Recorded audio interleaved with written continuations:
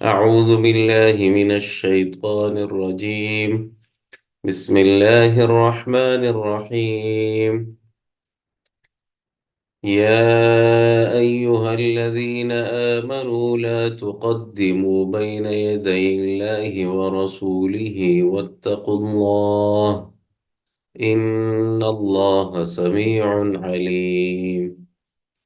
يا أيها الذين آمنوا لا ترفعوا أصواتكم فوق صوت النبي ولا تجهروا له بالقول كجهر بعضكم كجهر بعضكم لبعض أن تحبط أعمالكم وأنتم لا تشعرون. إن الذين يغضون أصواتهم عند رسول الله أولئك الذين امتحن الله قلوبهم للتقوى لهم مغفرة وأجر عظيم. کوئی پڑھ سکتا ہے اس طرح؟ سر میں پڑھ لیتا ہوں. پڑھ لیں، بسم اللہ. اعوذ باللہ من الشیطان الرجیم. بسم اللہ الرحمن الرحیم.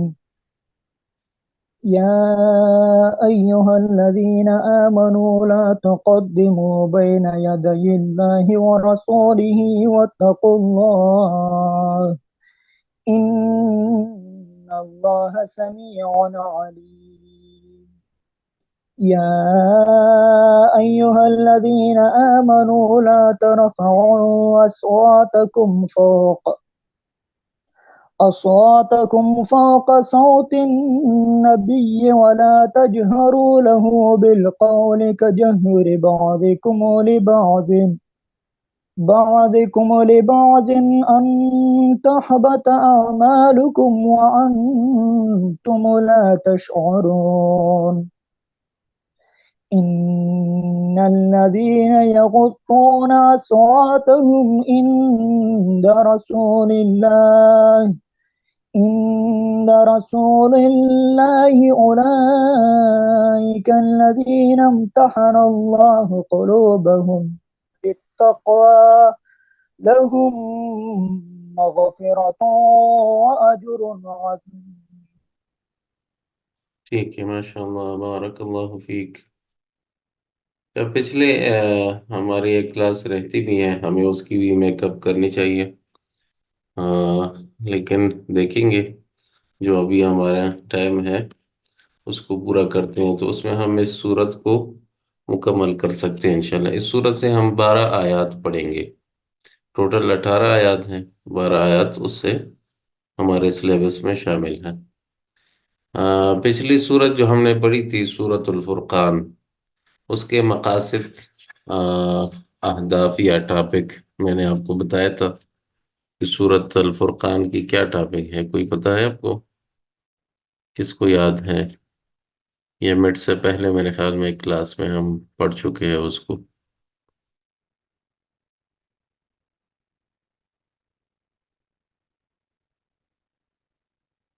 کسی کو نہیں یاد؟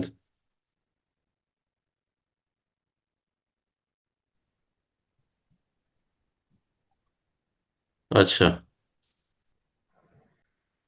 تو اس کے اغراض اور مقاصد صورت میں سے یہ تھے کہ انسان اپنی اصلاح کرے، کیونکہ عباد الرحمن کے صفات تھے. اللہ تعالیٰ ہمیں کیسے دیکھنا چاہتے ہیں، کس طرح ہم اللہ تعالیٰ کے پسند لوگوں میں سے بنیں گے. تو وہاں پہ کچھ ایسی صفات جو کہ ہم خود اپنی انفرادی زندگی میں لائیں گے تو اللہ تعالیٰ کو ہم پسند ہو جائیں گے. یہاں یہی پی ڈی ایف پھر میں آپ کے ساتھ شیئر کر لوں گا، اور یہی تفسیر اردو میں بھی ہیں، انگلش میں بھی ہیں، عربی میں بھی ہیں، لیکن اب فی الحال فوراً ایمرجنسی میں انگلش میں آپ کے ساتھ شیئر نہ کر سکا. انشاءاللہ پھر وہ ہم شیئر کر لیں گے آپ کے ساتھ. یہاں پہ لکھا ہوا ہے جس طرح سورت کے مقاصد، یعنی ٹاپک اس سورت کی کیا ہے، کیا مقصد ہے. تو زبان کا علاج اور فرد کے ایمان اور معاشرے کے اخلاق پر اثرات. زبان کا علاج وہ آئے گا اس میں کہ ہم اپنی زبان کو کنٹرول رکھیں، اور ایک دوسرے لوگوں کی غیبت نہ کرے، ان کے مذاق نہ اڑائے، ان کو برے ناموں سے نہ پکارے وغیرہ، اس طرح کے زبان کے جو بیماریاں ہیں اس سے انسان بچے۔ تو اس صورت میں اس کا بیان ہوگا کہ ہم اپنے زبان کو کیسے کنٹرول رکھے، اور کن چیزوں سے اللہ تعالیٰ ہمیں کہہ رہے ہیں کہ اپنی زبان کو بند رکھو، محفوظ کرو۔ اور پھر اسی طرح معاشرے کے بارے میں جو آداب ہے اس کا بھی ذکر ہوگا کہ ہم ایک دوسرے کے ساتھ کس طرح پیش آئیں گے۔ تو آپ کو پتہ ہے کہ معاشرے میں سب سے بہترین انسان جو دنیا میں گزرے ہے یا موجود ہے، وہ نبی صلی اللہ علیہ وسلم ہے۔ تو اس لیے پہلی آیت سے اللہ تعالیٰ، اور چند پہلی آیت سے اللہ تعالیٰ ان کے سامنے ادب اور احترام کا ذکر کریں گے کہ ان کے ساتھ ہم کیسے پیش آئیں گے، اور باقی پھر بعد میں جو دوسرے لوگ ہیں ان کے ساتھ ہم کیسے پیش آئیں گے۔ تو صورت کے مقاصد میں سے یہ ہے کہ اپنی زبان کو محفوظ کریں، اور معاشرے میں ہم کس طرح اخلاق جو ہے اس کا کردار ادا کریں تاکہ معاشرہ بہتر ہو جائے۔ یہ صورت کے مقاصد میں سے ہیں۔ پہلی آیت میں اللہ تعالیٰ فرما رہے ہیں، یا ایہا الذین آمنوا لا تقدموا بین یدی اللہ ورسولہ واتقوا اللہ ان اللہ سمیع علیم۔ یہاں لکھا بھی یوں ہے، اس کو بھی پڑھ لیتے ہیں، پھر اس کے علاوہ جو اور تفسیر ہو اس کو بھی ہم ذکر کر لیتے ہیں۔ تو تفسیر میں لکھا ہوا پہلی آیت میں، اے اللہ تعالیٰ پر ایمان لانے اور اس کی شریعت کی پیروی کرنے والوں، اپنے قول اور فعل میں اللہ تعالیٰ اور اس کے رسول سے آگے نہ بڑھو، اور اللہ تعالیٰ سے ڈرو، اس طرح کہ اس کے حکم مانو اور اس کے منع کی ہوئے کاموں سے بچو۔ بلا شبہ اللہ تعالیٰ تمہارے باتیں خوب سننے والا، تمہارے افعال خوب جاننے والا ہے۔ ان میں سے کوئی چیز اس سے اوجل نہیں، اور وہ ضرور تمہیں ان کی جزا دے گا۔ کیا ایہا الذین آمنوا، اے ایمان والو، لا تقدمو، آگے نہ بڑھو، بین یدی اللہ، اللہ سے، اور رسولہ، اور اس کے رسول سے، واتقوا اللہ، اور اللہ تعالیٰ سے ڈرو، ان اللہ، یقینا اللہ تعالیٰ سننے والا اور جاننے والا ہے۔ اب ہم اس کو جاننے کی کوشش کرتے ہیں کہ اللہ اور رسول سے کس طرح انسان آگے بڑھتا ہے، جس سے اللہ تعالیٰ نے ہمیں یہاں پہ منع کیا ہے کہ آپ اللہ اور رسول سے آگے نہ بڑھے۔ کوئی بتا سکتا ہے کس طرح اللہ اور رسول سے آگے بڑھنا ممکن ہے؟ ہم؟ کوئی شرکت کرنا چاہے تو آپ کے لیے موقع ہے، تاکہ ہمیں سمجھ آئے کہ آپ کیا سمجھ رہے ہیں اس آیت سے کہ اللہ اور رسول سے کیسے ہم آگے نہ بڑھیں۔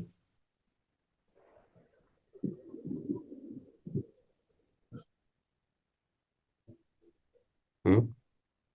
کون بتائے گا؟ محمد بلال کیا بتانا چاہیں گے؟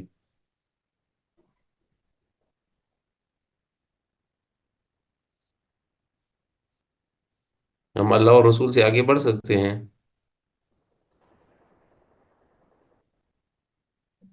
کیا خیال ہے؟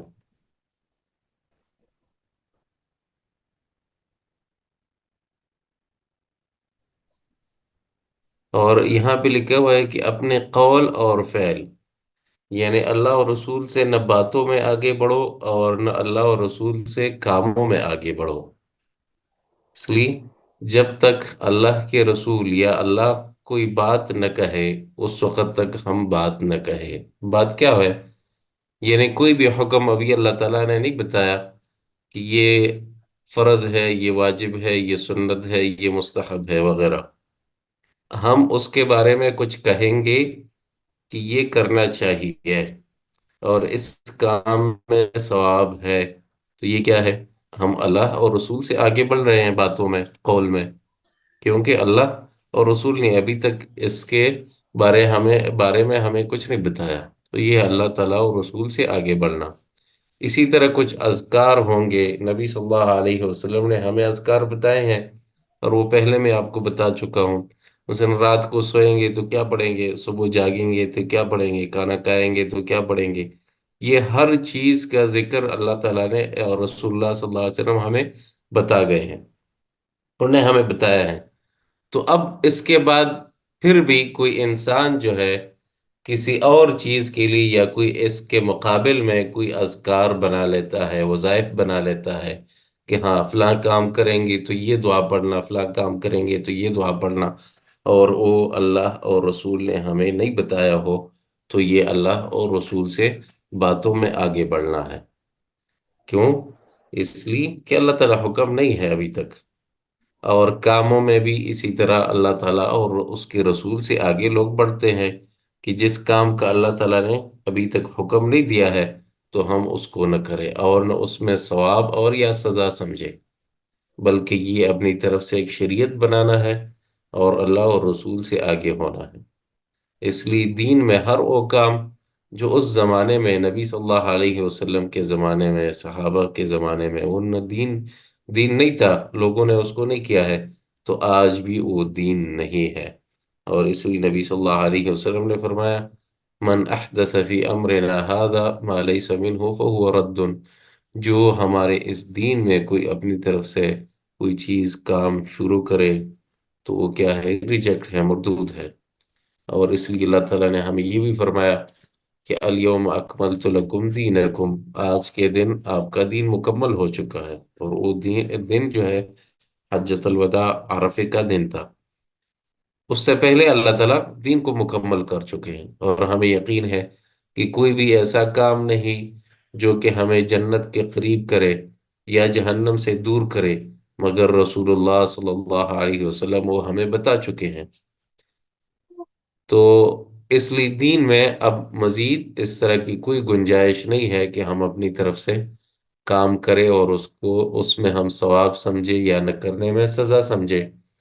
اور اگر کوئی کرے گا اس طرح تو یہ اللہ اور رسول سے آگے بڑھنا ہے۔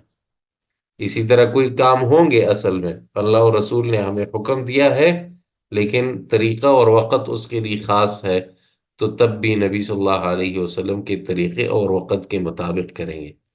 اس لیے حدیث میں ہے کہ ایک دفعہ نبی صلی اللہ علیہ وسلم نے عید الاضحیٰ کی نماز پڑھائی، اور عید الاضحیٰ کے بعد ہم کیا کرتے ہیں پھر، کوئی پتہ ہے آپ کو؟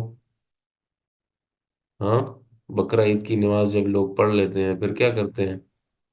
سر قربانی کر قربانیاں کرتے ہیں، ٹھیک ہے۔ تو ایک بندے نے، ایک صحابی نے نماز سے پہلے قربانی کی،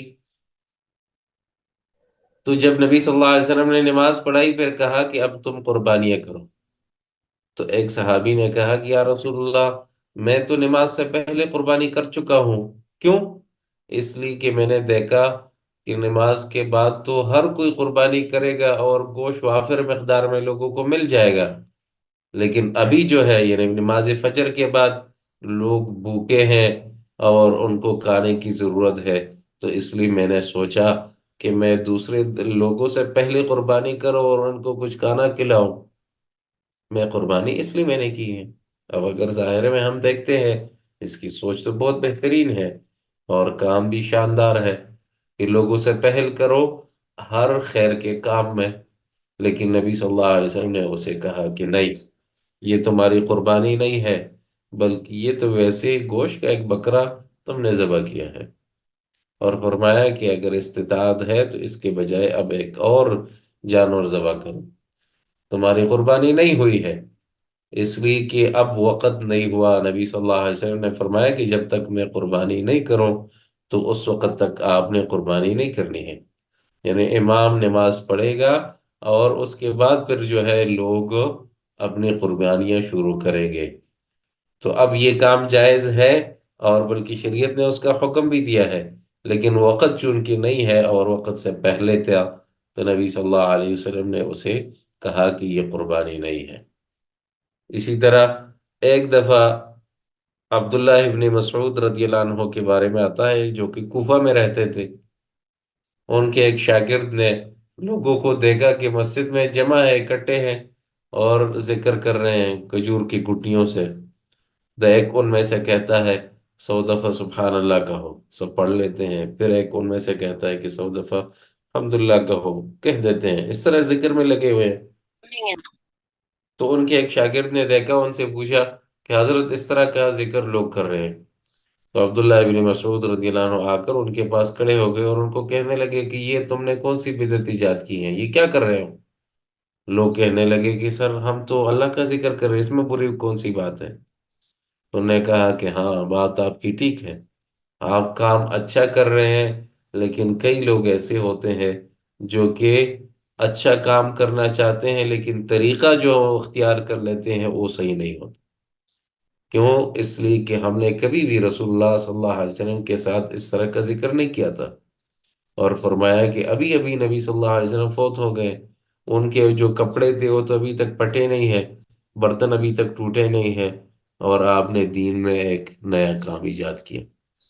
تو پھر وہ ان کے شاگرد کہتے ہیں کہ ان میں سے اکثر لوگ جو اس مجلس میں ذکر کے لیے بیٹھے ہوئے تھے، ان میں سے اکثر میں نے دیکھا کہ وہ علی رضی اللہ عنہ کے ساتھ لڑ رہے تھے، ان کے خلاف لڑ رہے تھے، اور خوارج کے صف میں کھڑے تھے۔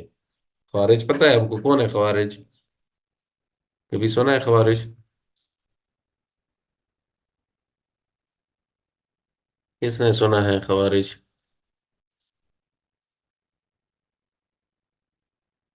یہ وہ لوگ تھے جو کہ علی رضی اللہ عنہ کو کافر سمجھتے تھے، کیا کہتے تھے؟ کافر ہو گئے ہو، تم ایسے ہو، تم ایسے ہو۔ تو کام وہاں ان کو دیکھیں کہ وہ تو اجتماع ذکر میں لگے ہوئے ہیں، اور پھر اس طرف دیکھیں کہ علی رضی اللہ عنہ اور دوسرے صحابہ کو کافر سمجھتے ہیں، یہ اس لیے کہ اپنی عقل کے بنیاد پر اللہ کی عبادت کر رہے ہیں، اور ان کے ذہن میں یہی آیا کہ بس بہترین کام جیسے ہو کرو۔ تو اس لیے عبداللہ ابن مسعود رضی اللہ عنہ نے بھی ان کو منع کیا کہ ایسے نہیں ہے کہ جو تمہارے ذہن میں آ گیا اس کو کرو، اور یہ ہمیں یقین ہے کہ کوئی بھی ایسا کام نہیں دین میں جو نبی صلی اللہ علیہ وسلم نے ہمیں نہیں بتایا ہو۔ کیا ہم ان سے علم میں زیادہ ہیں کہ آج میں ہم کوئی ایک کام ایجاد کرے دین میں اور کہے کہ ان کو نہیں پتا تھا، مجھے آج جو ہے پتہ چل گیا، میں نے ریسرچ اور تحقیق کی ہے کہ یہ بھی کوئی اچھا کام ہے، ان سے رہ گیا تھا؟ بالکل نہیں ہو سکتا۔ اور نہ ہم ان سے اللہ کی عبادت میں آگے ہو گئے، یہ بھی نہیں ہے کہ وہ سست لوگ تھے اور ہم جو ہے چست ہو گئے، وہ عبادت میں کمزور تھے، ہم عبادت میں جو ہے بہت شوق رکھتے ہیں، تو ان سے آگے بڑھ جائیں گے۔ تو ہر وہ کام جو نبی صلی اللہ علیہ وسلم نے نہیں کیا، اس کا کرنا اللہ اور رسول سے آگے بڑھنا ہے، چاہے وہ باتوں میں ہو یا کام میں ہو، اس لیے اس سے بچنا چاہیے۔ آگے اللہ تعالیٰ فرماتے ہیں وَاتَّقُوا اللَّهَ، اللہ سے ڈرو، اللہ تعالیٰ کی نافرمانی سے ڈرو، اور اس کی حکم پورے کرنے میں اللہ سے ڈرو۔ ان اللہ سمیع علیم، اللہ تعالیٰ سننے والا اور جاننے والا ہے۔ یہ اللہ تعالیٰ کے دو نام ہیں، سمیع ایک نام ہے اور علیم دوسرا نام ہے۔ یہ پہلے بھی میں آپ کو بتایا تھا کہ اللہ تعالیٰ کے اسماء اللہ الحسنى، اللہ تعالیٰ کے خوبصورت نام ہوتے ہیں جس پر ہمیں ایمان اور عقیدہ رکھنا چاہیے۔ اس پر ایمان اور عقیدہ رکھنے میں کئی چیزیں شامل ہیں۔ پہلے تو یہ نام اللہ تعالیٰ کا ہے، دوسرا پھر اس میں جو صفت ہے یہ بھی اللہ تعالیٰ کے لیے ثابت کرنا۔ اب سمیعون کا معنی کیا ہے؟ سننا، یعنی یہ نہیں ہے کہ میں کہوں کہ ہاں اللہ تعالیٰ کا نام تو ہے سمیعون لیکن سن نہیں سکتے، یا میں یہ کہوں کہ اللہ تعالیٰ کا نام علیم ہے لیکن جانتے نہیں ہیں، یہ غلط ہے، نہیں، بلکہ اس میں جو صفت ہے اس پر بھی ایمان رکھنا، اور پھر اس کے مطابق عمل بھی کرنا۔ اس کے مطابق یہاں پہ عمل کیسے ہوگا؟ اور ان دونوں جو نام ہوتے ہیں آیت کے آخر میں، آیت کے مضمون سے بہت گہرا تعلق ہوتا ہے یہاں پر، ہر آیت میں۔ اب یہاں ہمیں کوئی بتا سکتا ہے کہ آیت کے مضمون سے ان دو ناموں کا کیا تعلق ہے؟ آیت کا مضمون یہ ہے کہ اللہ تعالیٰ اور رسول سے آگے نہ بڑھو، اور اللہ تعالیٰ سننے والا اور جاننے والا ہے۔ ہاں، کیا تعلق مضمون سے؟ کون بتائے گا؟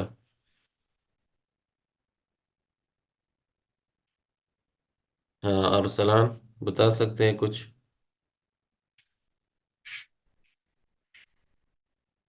سوچ فکر کر لیا کرے اللہ تعالیٰ کی آیات میں، یہ خود ایک عبادت ہے نا یہ عبادت؟